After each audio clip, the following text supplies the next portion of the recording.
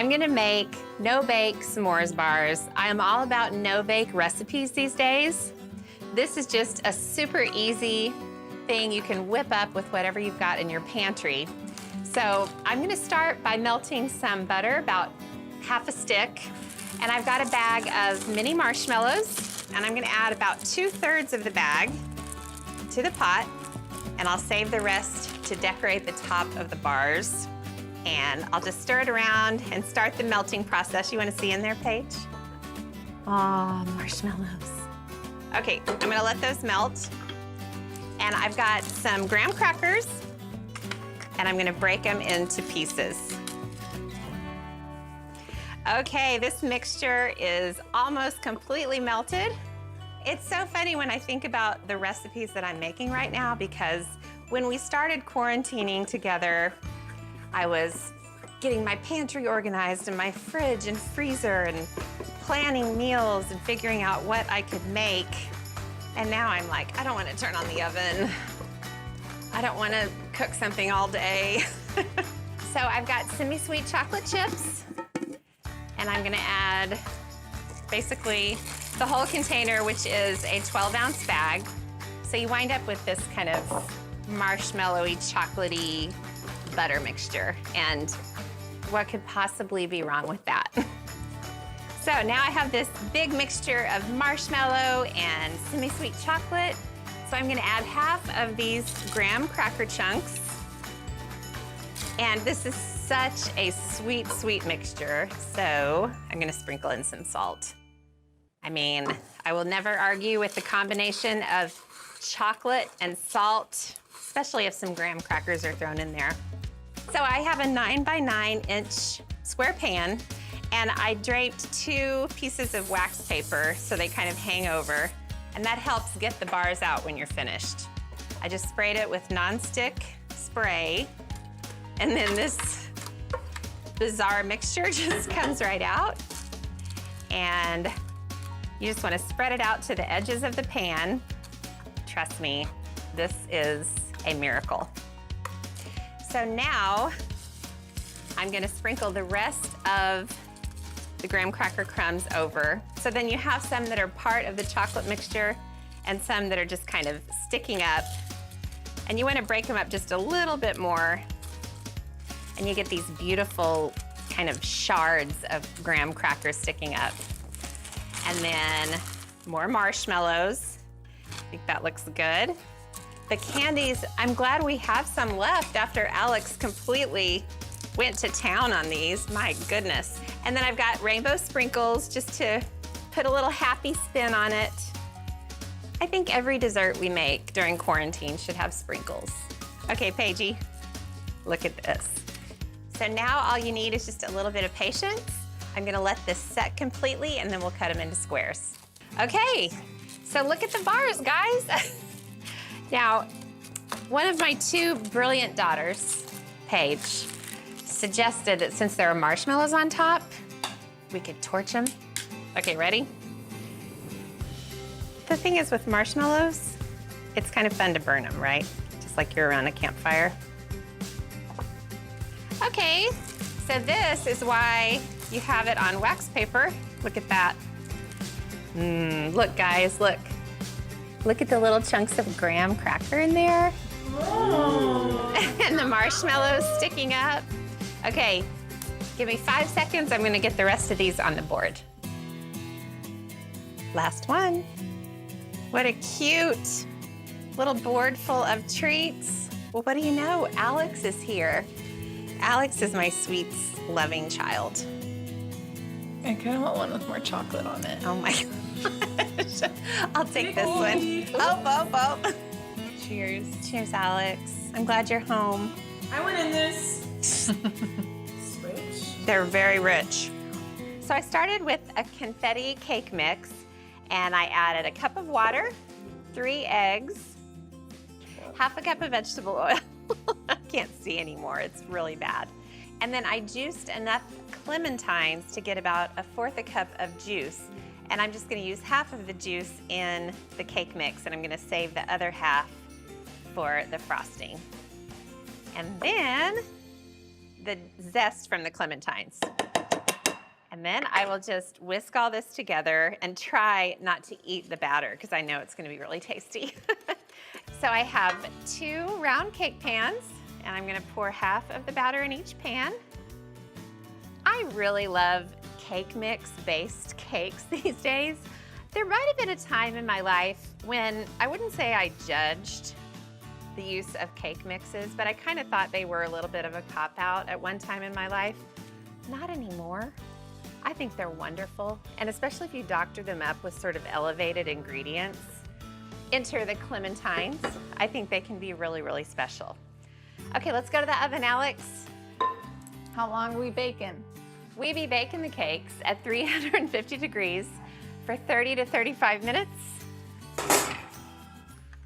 Cooking is a journey. Okay, so the cake is out of the oven and it's been cooling on a wire rack. And I have been mixing together 3 sticks of butter with 6 cups of powdered sugar. I'm gonna add the rest of the yummy clementine juice and the rest of the zest. And then a little bit of orange food coloring. I'm using gel. We'll add that much and see what the color looks like. I didn't want to turn it bright orange, but since it is clementine, I just wanted to have a little hint of color to the icing. All right, I'm gonna add a little more food coloring, and then I'm gonna mix this together until it's totally perfect. Okay, Alex. Bang. So what do you think? It looks so good. It does, so look, orange. it's fluffy. Well, I stopped short of adding enough orange because I always just take it a little step too far when it comes to food coloring, and I always regret that. Okay, so I'm gonna start with kind of the larger, thicker piece of cake, and always put it face down, at least I do. And then a big old plop of the frosting. Yum, yum, yum. One more plop. I want to be able to see it. I'm going to warn you, I'm going to make a mess today. What's new? I mean, seriously, it is. It's been a messy day already. All right, let's spread it out. The little slight orange color just makes it seem so special, doesn't it? It really does.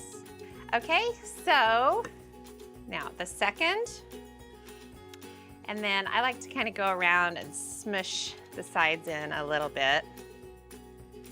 Yum, okay. And then, you know what has to happen? Now I'm gonna put the rest of the icing on and put it all over the tops and sides. All right.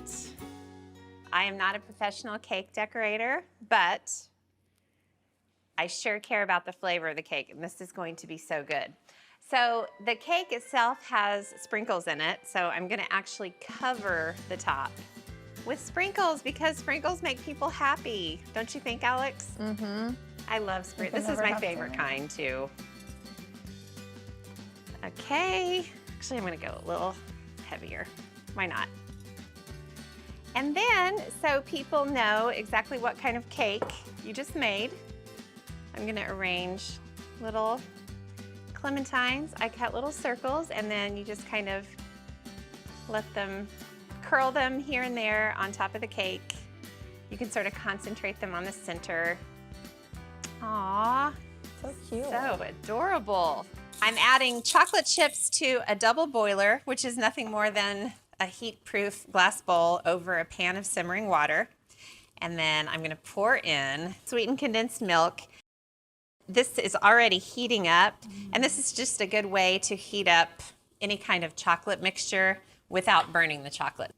So I took a big old shortcut with these poke cakes because I knew I had to make 2, and I used really good quality chocolate cake box mix. So here's how you make a poke cake. Watch this, Alex. You take a wooden spoon, and you basically just poke it. So the cakes are poked. I'm gonna check on the chocolate chip mixture. This really thin chocolatey mixture can you see? Oh yeah. Gets poured over the poke cake, and look, you want it to go into those holes. This looks like a dream. Gorgeous glossiness. But a proper poke cake, in my opinion, has some kind of frosting. So It's not the most gourmet choice, but I'm gonna make a really yummy chocolate whipped topping. And I'm starting with 2 packages of chocolate instant pudding.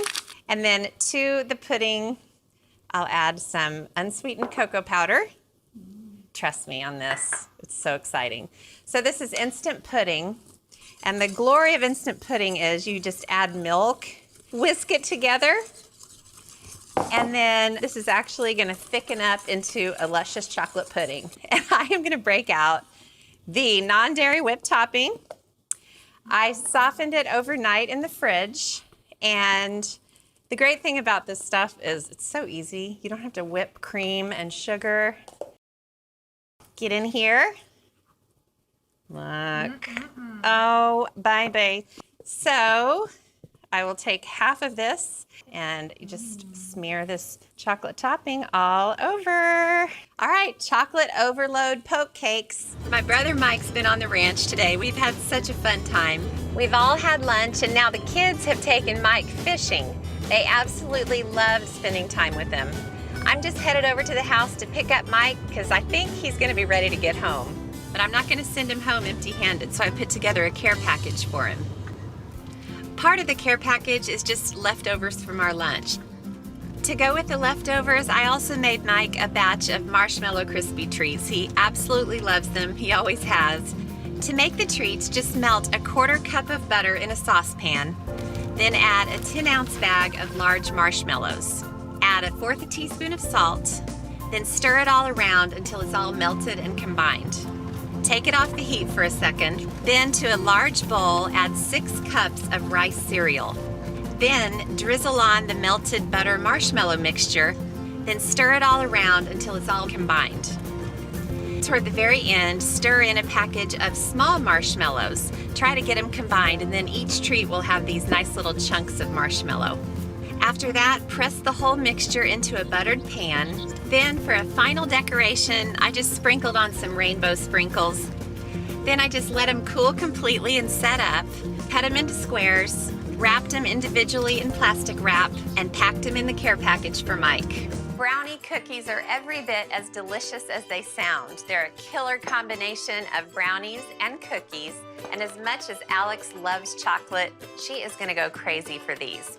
Now I'll start by making the cookie dough. I've got 2 sticks of softened butter. They go right into the mixer. And the second stick goes right in. And then 2 cups of sugar. This is such an easy recipe and it has all the good things of life. Now I'll just turn the mixer on and let it work for a minute and cream these together. You know, when you make brownies, you have to let them cool, cut them into squares. But with the cookies, you just bake them up, pull them right off the cookie sheet and eat them. They're just an easy way to get brownies in your mouth. The butter and sugar are all creamed together. So I'll turn the mixer to the lowest setting and I'll drizzle in the chocolate. This is what makes the brownie cookies brownie cookies. Now I use bittersweet chocolate and I just melted it in the microwave, and it's really, really important to let it cool completely. If you don't, once it hits that butter, it'll start to melt it. It'll just ruin everything. Now this is looking great. I'm just gonna bump up the speed just a bit. Okay, that's all mixed together, so I'll go back down to low and I'll drop in 3 eggs, just one at a time. I already cracked them in the pitcher just to make it easier to add. And the third one. Now I'll also splash in a little bit of vanilla to give it delicious flavor. And that's it for the wet ingredients. Now I'll move forward with the dry. Starts with 2 1/4 cups of all-purpose flour. I love these 2-cup measures. They are so handy. Get the 1/4 cup. And then to really drive home the chocolate part of these brownies, 1/4 cup of cocoa powder. And if that wasn't quite enough, I'll add another tablespoon. These are unmistakably chocolatey. A teaspoon of baking powder and just 1/2 teaspoon of salt. And that's it for the dry ingredients. I'll turn the mixer on low, and I just need to add the dry ingredients. I don't want to add too much at once or I'll have a big poof of cocoa flour. Rest of the dry ingredients go in. All right, that's the last of it. Now I just have to give it a couple seconds to mix all in. It looks delicious, which is exactly what you want at this stage. Now I've just got to get the dough scooped out and onto the cookie sheets. I should get about 36 cookies out of this. I got the cookies scooped out, all 36 of them. They look delicious already. They just need to bake in a 350-degree oven for about 11 to 12 minutes. When the time was up and the cookies were all poofed and set, I took them out of the oven, let them cool for a couple of minutes on the pan, and then I transferred them to wire racks and let them cool completely. After that, I sprinkled them generously with powdered sugar, and I packed them in a tin, all ready for Alex's care package. So I'm gonna cream together butter and sugars. I've got 3 sticks of salted butter, a cup of regular sugar, and a cup and a half There we go.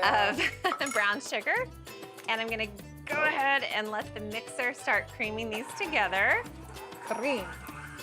And while those cream together, I'm gonna mix up the dry ingredients.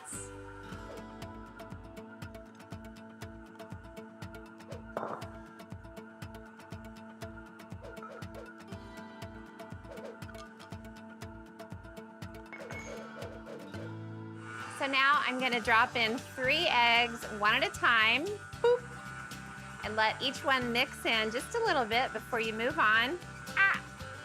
9 times out of 10 when I do this, 3 or 4 go in at once. So this is a lucky day, it didn't happen, but it's the first time it didn't happen. Tablespoon of vanilla.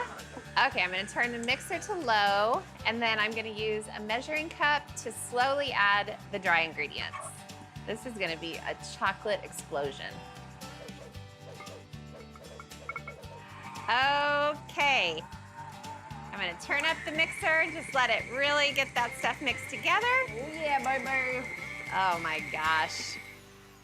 Okay, so I'm gonna just make sure all of this is mixed. And now I'm gonna fold in all of the rest of the chocolate. So I've got dark chocolate chips. You don't wanna add too many dark chocolate chips because they are really strong, but just a little bit. And then regular semi-sweet chocolate chunks. A bunch of candy-coated chocolate pieces. And I'm folding them in because if I added all of this while it was mixing, all the candy-coated chocolate pieces would break up into a million pieces. So folding them is always better. So Alex, look at this batter, or this dough. I mean. Oh, bye-bye. Just kidding. All right. Okay. Now I'm gonna form the dough into balls. So I've got a sheet pan with parchment. I'm gonna get rid of this so you can see what I'm doing. And then, I've got my trusty scoop. Okay, so I'm gonna get a big, generous scoop of dough and then roll it into a ball, sort of a ball, and put it on the parchment, and then mini candy-coated chocolate pieces. Candy-coated chocolate pieces, candy-coated chocolate pieces. And I'm gonna press them all over the surface. And that'll ensure that when the cookies bake, you'll still see those beautiful candies all over the top. Ooh, I could just eat that dough right now. But I can't, I'm gonna do the exact same thing to the rest of the dough. Okay, now I just need to chill the dough. So come with me, Alex. Yes, ma'am. I don't want you to miss a single second of this. I just need to chill the dough for 30 minutes before the cookies bake. All right, I actually left a few balls of dough in the fridge and we can bake those off later as we need them. I just transferred 12 to baking sheets and let's go put these in the oven. These are so much fun. Wait till you see them after they bake.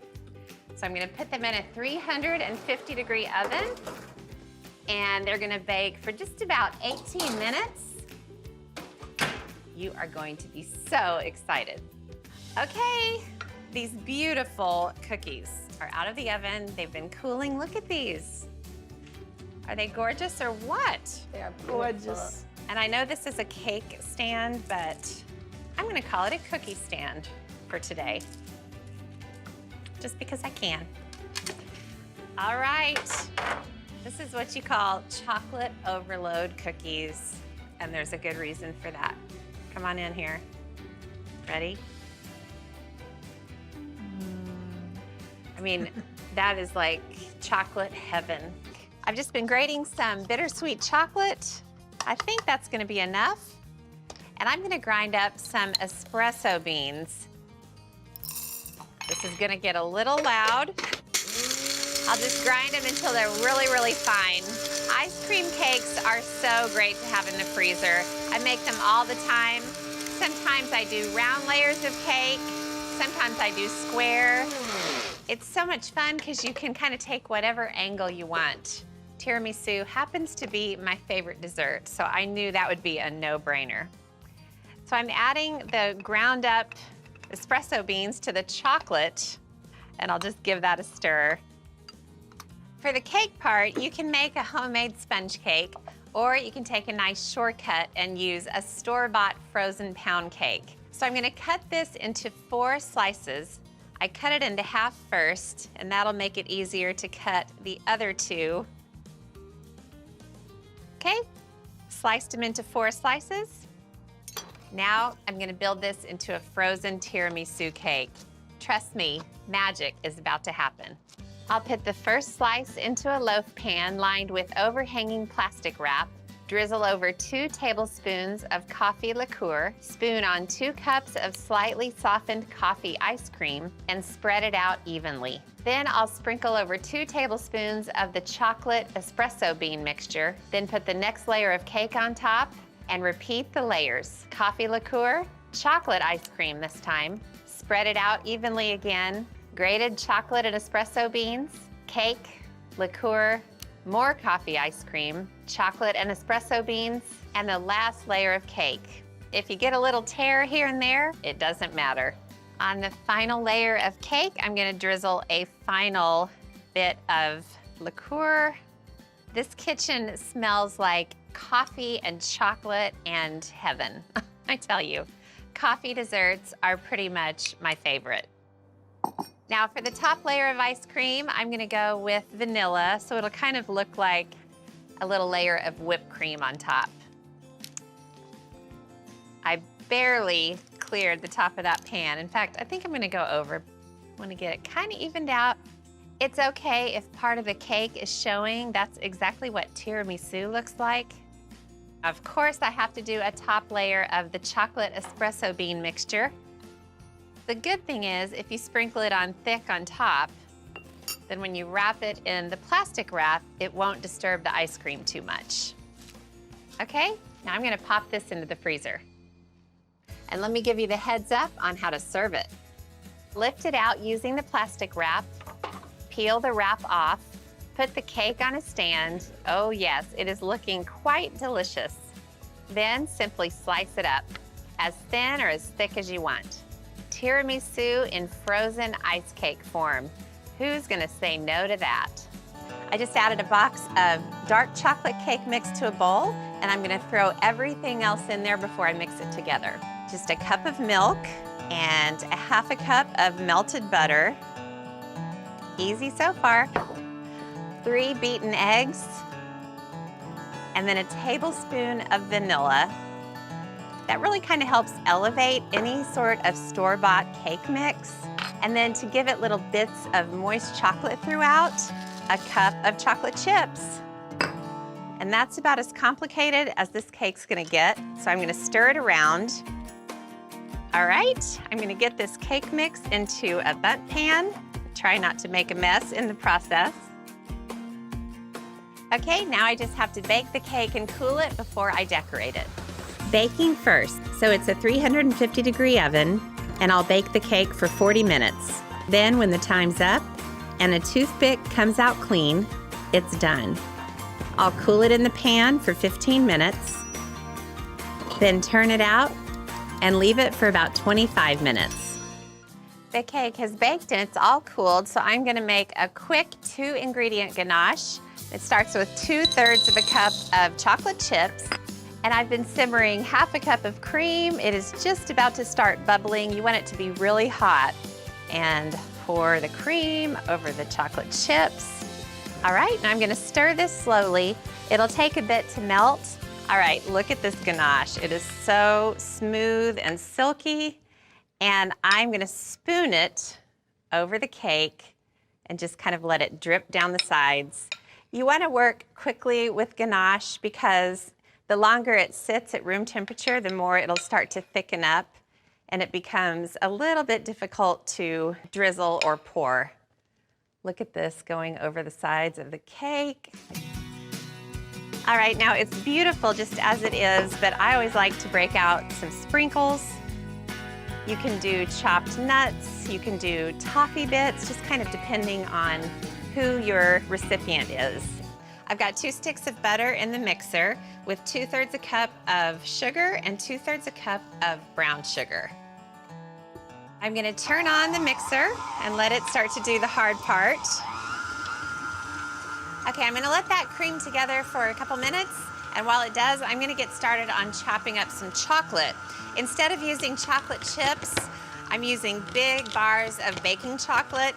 I've got 8 ounces of semi-sweet and 4 ounces of dark, so it's a really chocolatey cookie. I like to cut it into chunks. I just think chopped chocolate works so much better in chocolate chip cookies than pre-made chocolate chips do. They just melt so smooth and creamy. Okay, I've got most of that chopped up. There's a mix of big chunks and little bits. Okay, the butter and sugars are creamed together. So I'm gonna add 2 eggs, 1 at a time. This is a pretty basic chocolate chip cookie recipe. The more simple the recipe stays, the better. Okay, now to the egg and sugar mixture, I'm gonna add some vanilla. That looks good. So now it's time for the dry ingredients. Very, very simple. 2 1/4 cups of all-purpose flour. That's a 2-cup measure. And then to the flour, I'm gonna add a teaspoon of baking soda and half a teaspoon of kosher salt. I'm gonna sprinkle the tops of the cookies with sea salt, which makes them so delicious. So I don't wanna oversalt the dough. Okay, I'll just mix in the dry ingredients real quick. That looks great. Now I can add the chocolate. Trust me, you wanna get all of this in there. The big chunks are wonderful, but look at these little powdery bits that are left after chopping. I want all of that going in. It just kind of becomes part of the dough. And speaking of the dough itself is so good.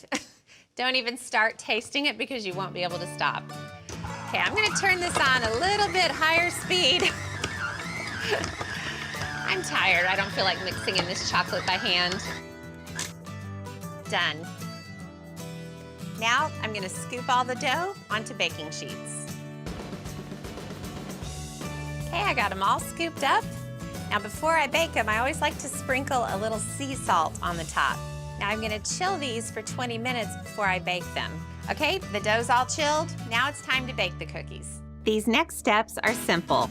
I'll put them in a 350-degree oven, bake them for 18 minutes, then take them out to cool.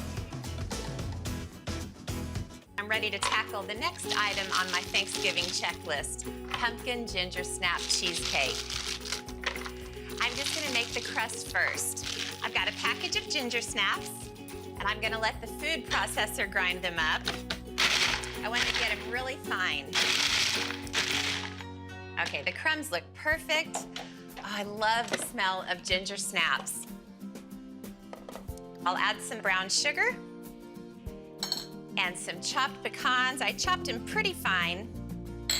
And a dash of salt. There's a lot of sweetness in here.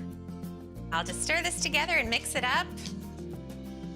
To bring the crust all together, I'll drizzle in some melted butter. This is about 6 tablespoons of butter, not too much. You just want enough to make the crumbs come together. All right, the crumbs look delicious.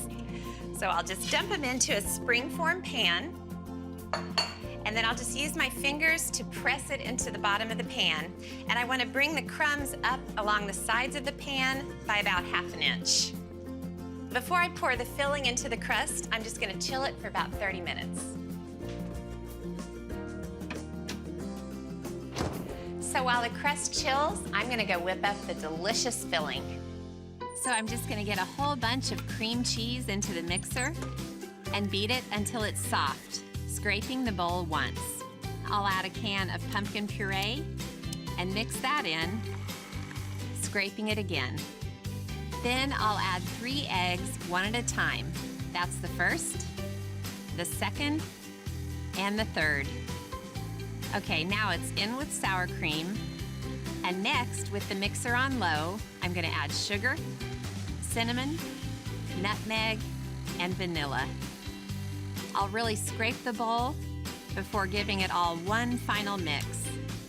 Okay, that's done. Ready for the next step. The crust should be all set. Yep, looks good. Now I'm just gonna pour this luscious filling right in. This stuff is divine, delightful, all the adjectives that begin with D that I can think of. I'll just spread this into a single layer. Lad dropped me off and he actually has to go back out there and work a little bit. I'm sure he won't get as much done without me helping him, but he'll get by.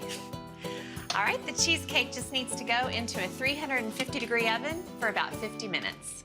Now, while the cheesecake bakes, I'm gonna whip up a delicious salted caramel sauce to drizzle over the top. Not only is it yummy on the cheesecake, but it's also good to drizzle over all the other pies that people are bringing. It's so easy to whip up. Here goes. I just get some butter into a pan, along with brown sugar, heavy cream, vanilla, and some salt. Then I'll gently whisk it for 5 minutes or so, just until it thickens. Now I'll just get the sauce into a jar. Oh, look at that sauce. So thick and rich. Dessert tomorrow can't come soon enough for me. Now, this is the moment that the cheesecake gets freed from its pan. I put it on a cake stand and it goes on the island. And let's just pause for 1 small second for a dessert fantasy. I'm making decadent salted caramel cheesecake squares. I put in 2 sleeves of graham crackers and I will add some pecans, pulse them just to break them up. Got a little melted butter, a little splash of vanilla. Now this goes into a buttered pan. I lined it with foil just to make it easy for the squares to come out when they're done. So now I'll start on the cheesecake filling. I have 3 blocks of cream cheese. It's been softening. 1.5 cups of sugar. Now I have 4 eggs and I'll drop them in one at a time. Okay, that's looking great. Now a splash of vanilla. And the last thing, 1/2 cup of sour cream. Now this goes into the crust. Get it all smoothed out into the corners. The cheesecake goes into a 350-degree oven for about 45 to 50 minutes. And now I'm making a batch of caramel topping. I poured a can of sweetened condensed milk into a pan, then added dark brown sugar, salted butter, some dark corn syrup, a little vanilla extract, and stirred the mixture until the whole thing had come to a boil. Then I attached a candy thermometer and boiled the caramel, stirring constantly until it reached 225 degrees. I let the sauce cool for about 5 minutes, and now I'll pour it all over the cheesecake. Now the pan goes back into the fridge. It's chilled and the caramel has set, so I'll use the foil to lift it out of the pan, then cut it in squares, sprinkle over some sea salt. Doesn't that look so good? Well, I am having so much fun today making football-friendly food inspired by the new college rivalry between my 2 daughters. I'm making Pickin Cake. This one's for Paige. It's a nod to her school, Arkansas. I just added a package of yellow cake mix to the mixer, and I'm gonna drop in a stick of softened butter, and then I'll turn the mixer on very low and let this start mixing. And I'm gonna drizzle in 1/2 cup of syrup from a can of mandarin oranges. Mandarin oranges figure prominently in Pickin Cake. Okay, it's mixing away. It's so easy to use a cake mix, and really this cake is so delicious you won't even know you didn't make the cake from scratch. I've got 4 eggs that I cracked into a pitcher. I'm gonna turn up the mixer a little bit and I'll add them one at a time. Pigs are very important at University of Arkansas. The Razorback is the school's mascot. I thought Pickin Cake would be just the thing. It's a great cake to take to barbecues. In fact, that's where it got its name. And it's also great for potlucks. The eggs are in, and I'll add a splash of vanilla. And now I just need to let the cake batter mix for 4 minutes. The batter looks light and fluffy. And I just have to add one more thing. I've got the mandarin oranges from the can I told you about, and I'm gonna add them in. And then I just want them to mix a little bit. I don't want to totally break them up. This is a really moist cake, and what's delicious about it is how you ice it and decorate it on the outside. That looks delicious. Look at those juicy bits of mandarin oranges. Oh my goodness. It's so funny, when I was a little girl, I did not like mandarin oranges. I thought they were strange. And now I can't get enough of them. Now I'm gonna get this into a greased pan. It's so funny learning all the little traditions of each of my daughter's schools. If you meet somebody from Texas A&M, you put your thumbs up and say, "Gig 'em." If you meet somebody that went to Arkansas, it's always, "Woo pig." Now the cake is ready for the oven. The cake bakes at 350 degrees for 30 minutes. Then I'll take it out and let it cool for an hour. And put it on a platter. Don't worry if the bottom is a little rough looking, it's gonna get covered up with deliciousness. A Pickin Cake needs a delicious frosting, and this is just the one. I'm gonna add 4 ounces of softened cream cheese to the mixer, along with ½ a cup of powdered sugar. You don't even need to sift it. This cake is not that fancy. Okay, I'm gonna turn it on very slowly so powdered sugar won't go everywhere. Now I need to beat it until it's smooth. It takes a couple of minutes, then I'll transfer it to a bowl and add 2 teaspoons of vanilla to the mixer, along with 1.5 cups of cold heavy cream, and whip it for 2 minutes until soft peaks form. Then add the cream cheese mixture back in and whisk everything for about 3 minutes. When stiff peaks form, it's ready. So I'll fold in a 20-ounce can of drained crushed pineapple, then spread the heavenly frosting all over the cake. I'll put it in the fridge to set, then adorn it with mandarin slices just before serving. Well, in football, there has to be a winner and a loser. Make this for all your future football gatherings, and you'll be a winner every time. Well, it's a fun day around here because my husband's 2 best friends from college are visiting, and they came into town to watch a big football game on TV. So we're having a football spread tonight, and I'm starting with the recipe that we'll probably wind up eating last, making a big batch of knock you naked brownies. I start with a German chocolate cake mix, and then to that I'm gonna add 1/3 cup of evaporated milk, and then a stick of melted butter. I'll just mix that a little bit, and then I'll chop up a bunch of pecans. A couple years ago, somebody sent me a gift of killer brownies, and they were so good that I actually rationed them. And this is the closest recipe I've found to the killer brownies that I was given. Brownies are perfect for football food because the whole thing about football food is it needs to be easy to grab and eat with your hands. So I couldn't imagine having a layered cake or something fussy. It just needs to be quick and something that the guys can just grab. And I don't know, there's something about giving old college friends a batch of knock you naked brownies that kind of cracked me up. But I'm kind of mischievous that way. You'll need about 1 cup of pretty finely chopped pecans. So I'll add these to the mix and just stir them up. It's a really, really thick batter. You can't pour it at all. You have to really kind of smush it with a rubber spatula to get it combined. So right now I'm just going to use half of this mixture. So what I do is I just press it into the bottom of the bowl, and then I use my spatula to draw a line right down the middle. And then I know I'm getting exactly half the dough. Math has always been my strong suit. Just stick it in this greased and floured pan, and then the easiest way to do it is just use your fingers to pat it all along the bottom. All right, now it goes in the oven 350 degrees for 8 to 10 minutes until it's done. Okay, I've got a double boiler going, and I've just unwrapped 60 caramels. I didn't eat one, I promise. I'm gonna add a half a cup of evaporated milk. Now I added a third a cup earlier, so we've almost used the whole can. And then just give it a little stir, and this will take a little while to melt. Okay, oh, the caramel's perfect. Nice and smooth. Now I'm gonna grab the brownies out of the oven.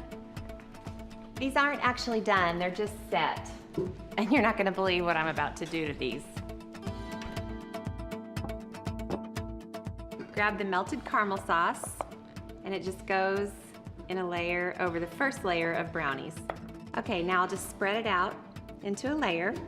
Now I'm gonna grab some chocolate chips and just sprinkle them on. And you really just need a single layer of chocolate chips. The brownies are gooey enough as it is. And now I'm gonna take the other half of the brownie dough. And when I use the first half, I could just use my fingers and press them into the pan, but I can't do that this time because the pan has all this stuff going on. So I'm gonna press it into a square. This all just turns into a gooey, wonderful masterpiece. Okay, now I'm gonna stick this in the oven for another 20 minutes or so, and then I'll take them out and chill them, and then cut them into pieces and serve them to the guys. It probably won't surprise you one bit when I tell you that I love ice cream. It's true. I never met an ice cream flavor I didn't like, and I think homemade ice cream is especially delicious. Now, strawberry ice cream happens to be one of my favorite homemade flavors. It's so delicious. Now, the ice cream starts with a basic custard, and I use the same recipe no matter what kind of ice cream I'm making. I'll start by pouring 3 cups of half and half into a saucepan, and then I'll add 2 cups of sugar. Is it any wonder homemade ice cream is so delicious? Now, I'll turn on the heat, and I'll just stir this to get the heat going. And while that warms up, I've got a vanilla bean. Vanilla bean is something I always add to homemade ice cream. It adds just amazing flavor. It is one of my go-to ingredients, and it goes right into the half and half and sugar mixture. Now, I'll just stir this until it gets really, really hot before I move on. Now, Lad and the kids love ice cream just as much as I do, of course. Anytime I have a carton of the homemade stuff in the freezer, it disappears like that. The half and half mixture is nice and piping hot. That's exactly how I want it. Now, I have 9 egg yolks, and I whisked them just for a few minutes until they were nice and light yellow. That's the perfect color. Now I'm gonna temper these egg yolks. I'll take a ladle of the hot mixture, and while I whisk the yolks, I'll just gradually drizzle it in really, really slowly. We all know what happens if we add eggs to really hot liquid, so tempering the yolks just slowly brings them up to temperature. The bowl feels warm, and that's perfect. So now I can just pour it right in without any fear. Nobody should make ice cream with fear. Now I'm just gonna slowly cook this for a few minutes. So when it's thick enough to coat the spoon, it's done. Then it just gets poured through a fine mesh strainer into a pitcher. And this is where things get even better. 3 cups of heavy cream. It just gets added to the custard and stirred in. And that's the custard all done. Now it just needs to go into the fridge for a couple of hours. Now I've got to turn this into strawberry ice cream, and I'll do that by making a strawberry puree. I've just got a good amount of whole strawberries, and I'll add a little bit of sugar, just about 2 tablespoons or so. The custard is pretty sweet, so the strawberries don't need much. Now I'll just get the lid on, let the blender go. What a gorgeous sight. That should be good. I mean, the blender is just bright reddish pink, and just wait till you see what it does to this gorgeous custard. Just pour it in and swirl it around. I love it when it looks like a pink and yellow marble. Oh gosh, it's so pretty. Now, I really love the natural pink color. If you want to bump it up a little bit more, you can add some natural red food dye, just a drop or two. Now, I'll let the ice cream maker do the really hard part. I'll just pour in about half of this. This maker freezes about half of this quantity at a time. But that's okay, it is totally worth the wait. Get the lid on. Now, it's just about patience. My machine takes about an hour to turn the custard into ice cream. Then it's just a matter of getting it into a freezer-safe container, covering it, and putting it into the freezer for a few hours until it's frozen. Then I just get the second half of the ice cream into the machine to freeze, and when it's done its hour, it also goes into the container. Then the lid goes on, and it goes into the freezer with the other batch. And now the moment of strawberry ice cream truth. I'm gonna get a couple big scoops of this. Freezing it for several hours really gives it that great firm consistency, just the way I like my ice cream. Now, the ice cream is beautifully pink, so I'll just pop up the color by sprinkling on some chopped strawberries. Oh, how pretty is this? I cannot wait another second. I'm gonna dig in. Do me a favor, don't tell my kids this is in the freezer. Let's just keep it between us. And Blackberry Cobbler is one of my favorites. I always laugh when I say I'm going to make cobbler because everyone has their own interpretation of cobbler. Some people think of cobbler as fruit in a dish and a pie crust over the top. That's one version. Some people think of cobbler as fruit on the bottom and a biscuit topping, which I think is the technical version of cobbler. But I like a cobbler that's a little bit more cakey and poofy, and I think it's the real thing. The others are just imposters. So in a bowl, I've got a cup of self-rising flour, a cup of sugar, and then a cup of whole milk. Cuppa, that's easy to remember. And then half a stick of melted butter. And that's it, and that right there is why I love this cobbler so much. If you make a cobbler with a pie crust, you have to cut the shortening into the flour and go through all those steps. If you do it with the biscuit topping, you have to make the biscuit dough, roll it out, cut it. This is about a 30-second batter to throw together. And the sooner I can get cobbler in my mouth, the happier I am. So the batter just goes into a buttered baking dish, generously buttered, of course. We wouldn't want the cobbler sticking to the pan. And then I just rinse some blackberries, no need to dry them. And then I just sprinkle the blackberries over the batter. And this batter is going to poof and bake around the blackberries, and it turns into something not of this world. And at the end, I just sprinkle on a fourth a cup or so of sugar. And that gives the crust that nice little crispness and sweetness, of course.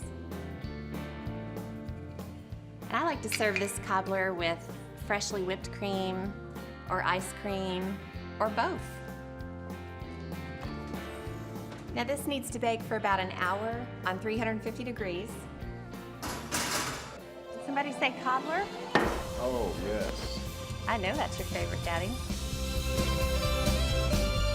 I put one slice into a loaf pan that had been lined with plastic wrap. Then I covered that slice with a cup of vanilla ice cream. I sprinkled on chopped peanut butter cups, then put on a second slice of pound cake. The next layer of ice cream was chocolate, Todd's favorite.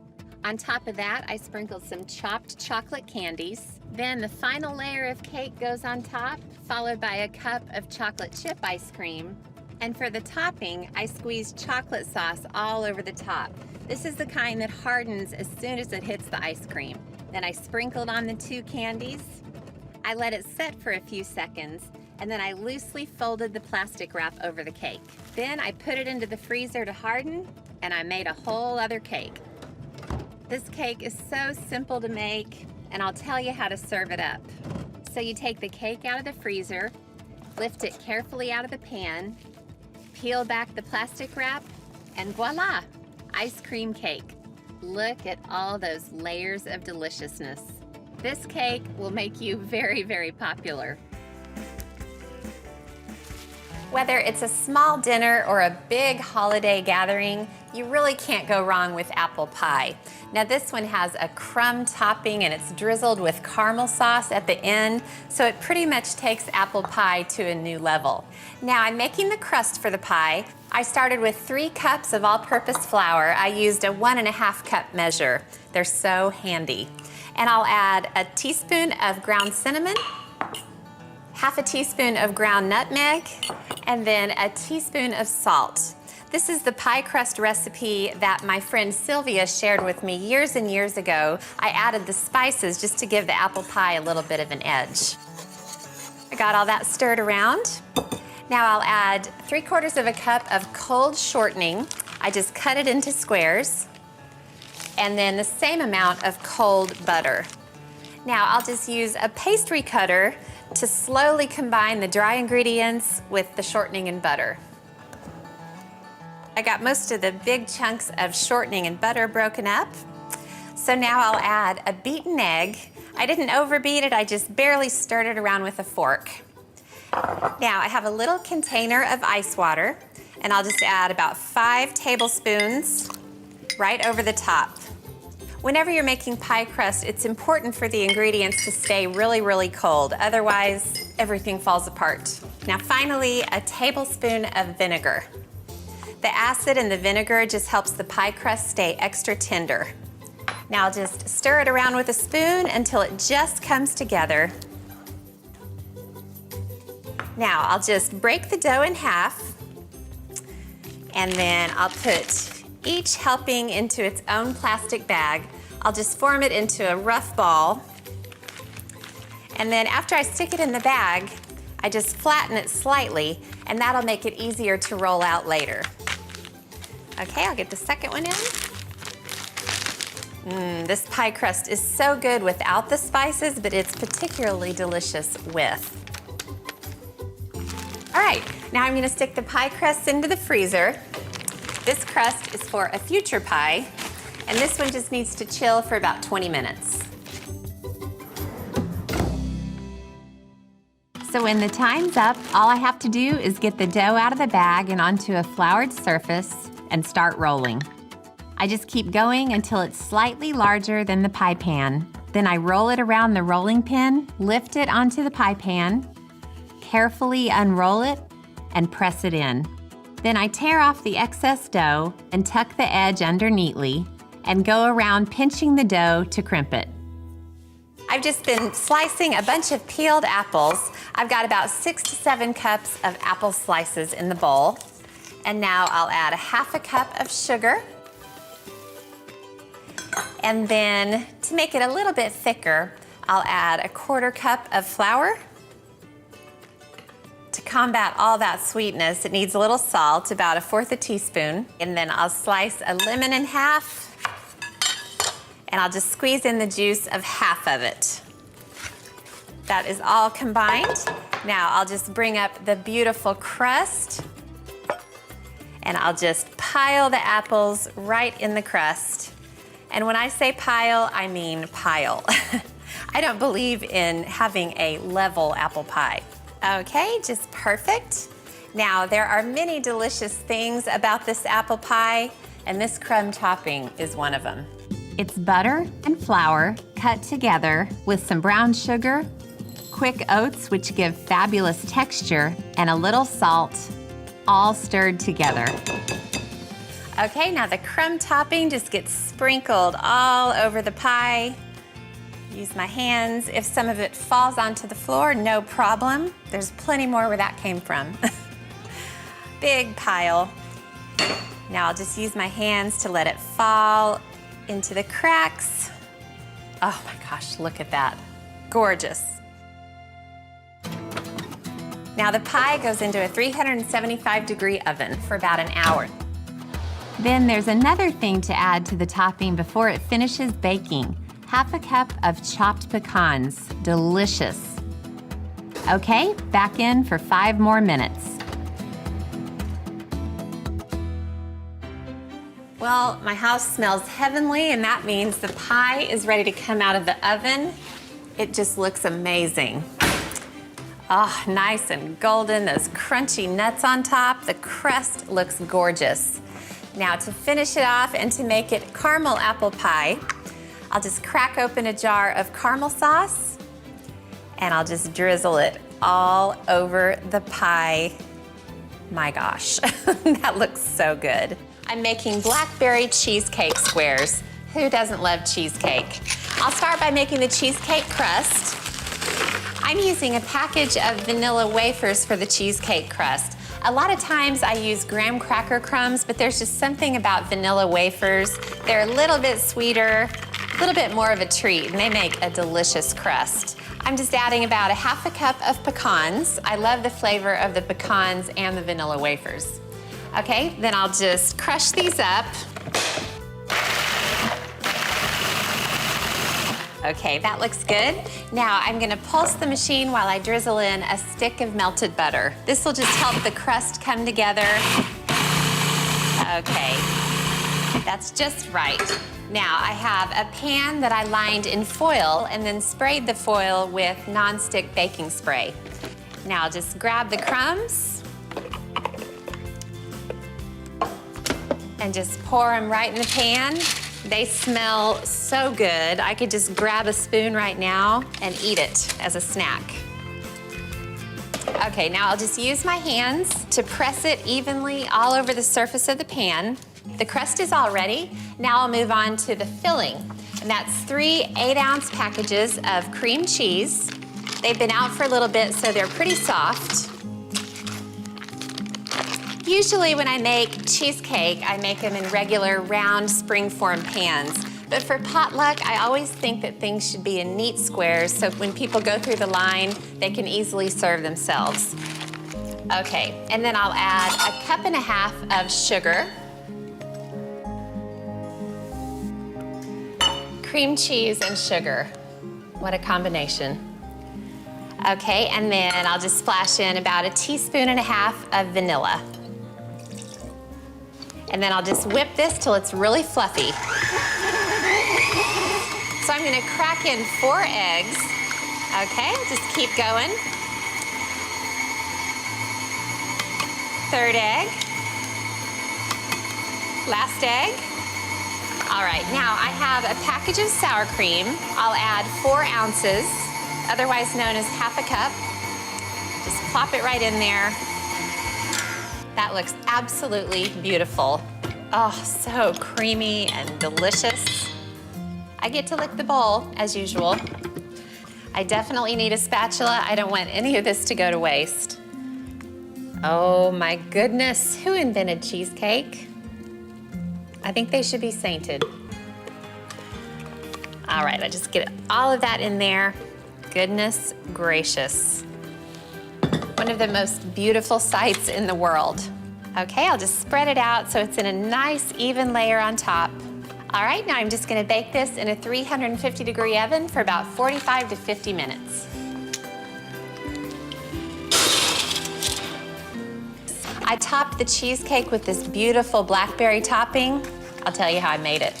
So I threw a pile of plump, ripe blackberries into a pan with sugar and water. Then I brought it to a boil and simmered it for 4 or 5 minutes. Then, to thicken it slightly, I mixed up a slurry of cornstarch and water and stirred it into the blackberry mixture. Then I boiled it for another minute or so, and when it was cooled, I poured it over the cheesecake and popped it into the fridge to set. I'm hoping the foil will just lift the cheesecake right out, and it worked. I love it when that happens. And then I'll just cut it into really neat squares. I've got a really sharp serrated knife, and that makes it easy to slice through the blackberries on top. The other benefit to cutting the cheesecake into squares and putting it on a platter is that sometimes you can sneak a piece and no one will ever know. All right, all cut into squares. Now I'll just take the squares and get them on the platter. Todd loves sweets, and this is one seriously sweet pie. He also loves chocolate, peanut butter, so this pie covers all the bases. I also love this pie for all of the aforementioned reasons, but I also love it because it begins with a chocolate cookie crust. I'm gonna melt 4 tablespoons of butter in the saucepan and then grind up the cookies. I have exactly 25 chocolate sandwich cookies. Now, I'm just gonna pulse these up. Don't worry about the creamy filling because it just totally disappears and becomes part of the crumbs. Now, the butter is melted. I'll just drizzle it in. Butter and chocolate cookies. Life doesn't get any better than that. And then I'll just give it a couple of pulses just to moisten up the crumbs. And that is it. Very, very uncomplicated. That's one of the things I love about this pie. Now I will make a big mess as I pour the crumbs into the pie pan. And then the easiest way to get it in is just use your hands, start pressing the center. You want the crust to be pretty packed in there so then later when you slice the pie, the crust will stay together. Another thing I love about this crust is that it's a refrigerator pie and it doesn't have to bake. I'm just gonna stick the crust in a 350-degree oven for about 5 or 7 minutes just to get it set. The filling begins with a cup of creamy peanut butter. I'm just gonna eyeball it. I don't wanna go through the effort of measuring it into the cup and then scraping it out of the cup. So if I get a little more or less, it won't hurt anything. All right, and then I've got an 8-ounce package of softened cream cheese. I'll throw it in there, and then I'll just whip this up for a sec. What a yummy, yummy mixture.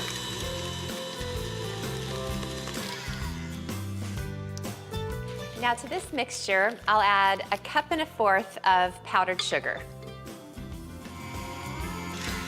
And the final ingredient, avert your eyes, frozen non-dairy whipped topping. I've been thawing it so it's nice and soft.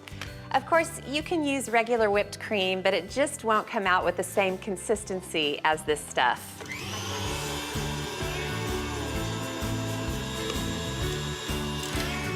Okay, absolutely perfect. All right, now I'm just gonna put this into the cooled crust. I tell you, if you love peanut butter, this is your dessert. The whole kitchen smells like peanut butter right now. And then I'll just spread it around. Look at that, isn't that gorgeous? And that is all there is to it. Now it just needs to sit in the fridge for a couple of hours until it's set. Wow, that's mine. That looks good. Oh my god. Chocolate peanut butter pie. That's definitely mine. The whole gang is over at my brother-in-law Tim's ranch working calves today. It is a huge morning of work and the whole family is pitching in. Since they're gonna be working hard all morning, I'm gonna take them a big lunch. I'm gonna start by getting 2 dump cakes in the oven. I love dump cakes. They're an old recipe, always a crowd pleaser, and the ingredients are so easy. Now I'm gonna make 2 varieties of dump cake. The first one is cherry pineapple. So that starts with a big can of cherry pie filling, nice and bright red and sweet. And then a can of crushed pineapple. It's a little bit of an unusual combination, but this is a classic dump cake recipe, and it is so delicious after it bakes. Okay, I got that all mixed together and spread out evenly. So now I grabbed cake mix, another essential component to a dump cake. That's what makes it so easy. This is a white cake mix, and I'll just sprinkle it all over the surface of the fruit. You can use absolutely any kind of cake mix you want. I've used the cherry pie filling before with chocolate cake mix. Oh boy, is that good. Okay, now I'll just get it all covered, make sure there's no fruit showing, and now I'll move forward with the second variety, which is even simpler than the first. I've got a big can of sliced peaches in syrup, and the whole thing goes into the pan. It looks like a lot of liquid, and it is, but the cake pretty much absorbs it all. Now for the cake mix for this one, I'm using yellow cake mix. There's absolutely no rhyme or reason to what kind of cake mix you use with the fruit. It's just a matter of what you have in your pantry. It's pretty much 6 of one, half dozen of the other. It still winds up delicious. All right, I'll make sure it's totally covered. Okay, now I'll just spread the cake mix around. Now, the thing that makes all of this make sense, I cut 3 sticks of cold butter into pieces, and I just lay the pieces of butter all over the surface of the cake mix. This is an incredibly decadent cake. I don't know if you've noticed that by now. There is nothing redeeming about it. The name is hilarious, the ingredients are simple, and I'm proud every time I make one. The great thing about dump cakes is they are so rich that a little goes a long way. And since I'm feeding a crowd today, that's exactly what I'm looking for. Okay, got all the butter on. I think that's probably enough butter. So I'll just get these in the oven. They need to bake at 350 degrees for about 45 minutes to an hour until they're nice and hot and bubbly and golden.